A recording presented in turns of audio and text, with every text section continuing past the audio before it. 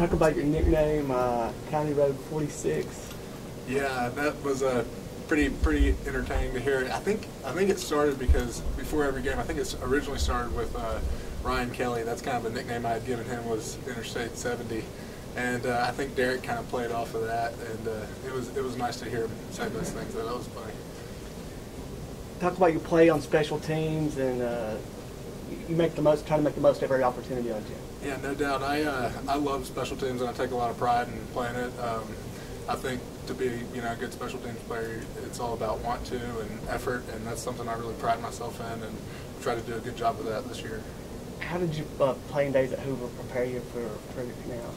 Yeah, playing at Hoover was great. I had great coaches there. Coach Niblett, not only makes you a great football player, but a great man too. And I learned a lot about toughness. I played defensive line at Hoover, and so I was in the trenches a lot. And everything from Hoover, helped prepare me for a big program like this at Alabama, I think.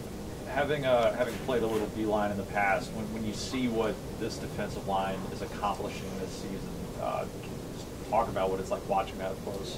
It's unbelievable. I grew up as an Alabama fan, and since I've been watching Alabama football, this, in my opinion, is the best defensive line I've ever seen. And they're all great guys. They're all extremely competitive, not only on the field but with one another, and they make each other better. And it's just really fun watching all those guys. Particularly working against them in practice, when you can go 10 deep on that front four. I mean, that's got to get exhausting for the offense at times, I imagine. Yeah, it's tough. They each one of them, they're carbon copies of each other, and they come in and they all play hard. And like I was saying, they're all really competitive with each other and make each other better. So it is tough going up against guys like that. Coach Saban said when he talks about you, he smiles. Probably a hard thing to do to get the coach to smile. How does that make you feel? Yeah, it makes me feel great.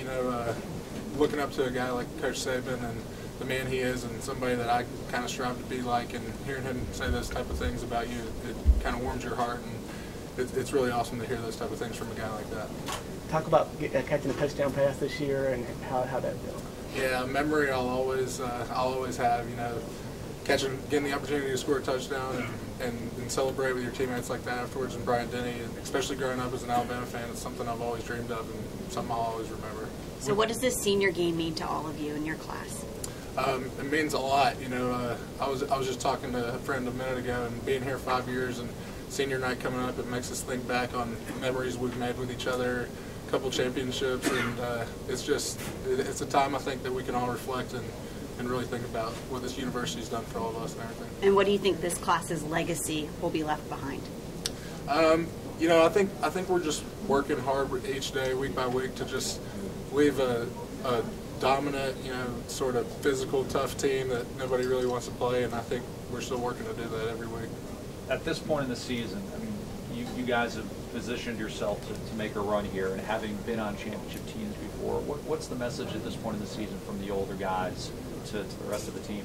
Well, like I was saying a minute ago, really week by week, it's just we have kind of a motto. It's 1-0, and really what that means is just take each week, week by week, play by play, and win your area, win your box, and at the end of the day, you just want to be 1-0. That's all that matters week by week. Is it difficult though to kind of take that mindset into a game, especially when let's be honest here. You're playing a team from the FCS that isn't nearly what you're used to playing week in and week out.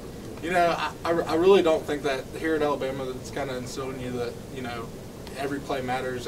Anybody can lose at any given moment, and it's important to win your box, win your play, and if you don't, then, good things don't happen, but if you do, good things happen. So we really are just focused, play by play, week by week, being 1-0 at the end of the week.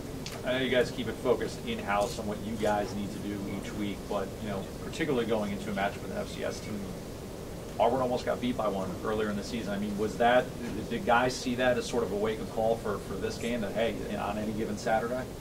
I don't know if they really took that particular week, but just playing competitive football, and everybody's grown up playing football, and everybody knows that it's a competitive sport, and anybody can win at any time. So, all right, one more.